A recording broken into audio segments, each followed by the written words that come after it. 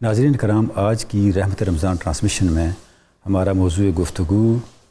تاریخ اسلام کی حضور اقدس حضور رسالت مآب صلی اللہ علیہ وآلہ وسلم کی حیات پاک کی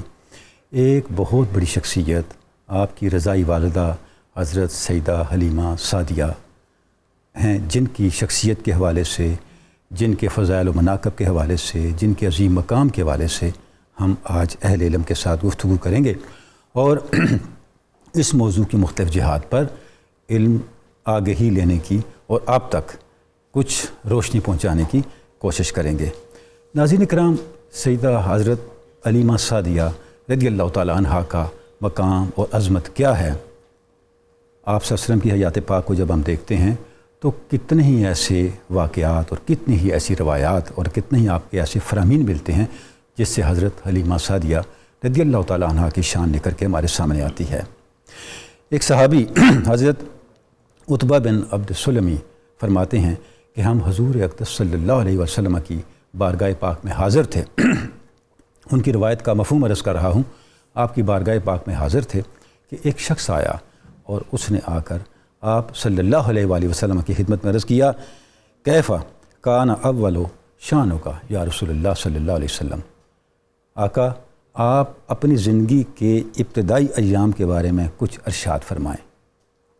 آپ صلی اللہ علیہ وسلم نے جب اپنی زندگی کے ابتدائی ایام کے بارے میں سائل کے سوال کا جواب دینے کے لیے کچھ ارشاد فرمایا تو یہ وہ کچھ تھا جو حضرت حلیمہ سعدیہ کی شخصیت کے ارد گرد گھومتا ہے۔ آپ نے ارشاد فرمایا، میں اپنی رضائی والدہ حلیمہ سعدیہ کے ہاں تھا اور اپنے رضائی بھائی کے ساتھ جب گھر سے باہر تھا تو ایسا ہوا کہ ہم گھر سے جب باہر نکلے تو کھانا لے کے نہیں گئے۔ میں نے اپنے رضائی بھائی کو کھانا لینے کے لیے بھیجا۔ جب وہ کھانا لینے کے لیے گھر گیا تو میں اکیلا تھا۔ میں نے دیکھا کہ آسمان پر دو پرندے اڑتے ہوئے آئے ہیں، حتیٰ کہ وہ میرے اوپر آ گئے۔ میں نے دیکھا کہ انہوں نے میرے سینے کو شک کیا، میرے دل کو نکالا اور میرے دل میں سکینت بھر دی اور پھر اس پہ مہر نبوت لگا دی۔ جب میں گھر پہنچا تو میں نے یہ ساری تفصیل اپنی والدہ حضرت حلیمہ سعدیہ کی خدمت میں بیان کی، ان کو بتائی۔ وہ یہ سب کچھ سن کے گھبرا گئیں اور انہوں نے کہا اوعیذک باللہ، اور مجھے لے کے میری والدہ کے پاس مکہ المکرمہ آ گئیں۔ اور جب ساری تفصیل میری اماں جان حضرت سیدہ آمنہ سلام اللہ علیہا کو بتائی تو وہ بالکل پریشان نہیں ہوئیں۔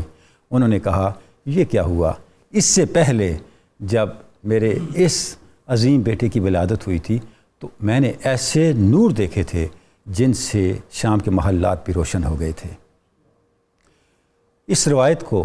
ناظرین کرام جب ہم دیکھتے ہیں تو کتنی ہی باتیں ہیں، کتنے ہی معارف ہیں جو ہمارے سامنے آتے ہیں۔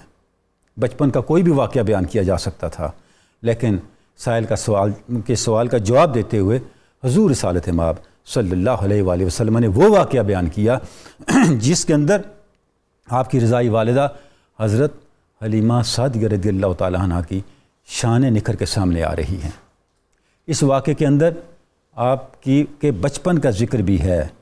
آپ کے قلب اطہر کو سکینت سے بھر دینے کا ذکر بھی ہے، اور ایک یہ فرمان بھی ہے کہ ان فرشتوں نے جب آپ کے قلب اطہر کو سکینت سے بھر دیا، آپ فرماتے ہیں انہوں نے کہا، ایک دوسرے سے گفتگو کرتے ہوئے کہا، یہ وہ ہستی ہیں، اگر ان کو ان کی ساری امت کے ساتھ بھی تولا جائے تو یہ اپنی امت سے باری ہوں گے، اپنی امت سے زیادہ برتر ہوں گے۔ اور اس کے بعد حضرت حلیمہ سعدیہ کا یہ کلمہ، یہ ساری تفصیلات سننے کے بعد کہ اوعیذک باللہ، میں آپ کو اللہ کی پناہ میں دیتی ہوں، یہ کلمہ بتاتا ہے حلیمہ سعدیہ کی سوچ کیا تھی، ان کا عقیدہ کیا تھا، ان کا جو ایک ایمانی کیفیت اور ایمانی حال اور ایمانی مقام کیا تھا۔ اور جب وہ لوٹی مکہ حضرت آمنہ کے پاس تو اس ساری تفصیل سننے کے بعد حضرت آمنہ سلام اللہ علیہا نے جو ارشاد فرمایا، یہ سب کچھ وہ میلاد نامہ ہے جس کی سعادت صدیوں سے اہل ایمان حاصل کرتے آ رہے ہیں، اور اسی تذکرے کے تسلسل میں آج ہم ناظرین کرام یہاں بیٹھے ہیں۔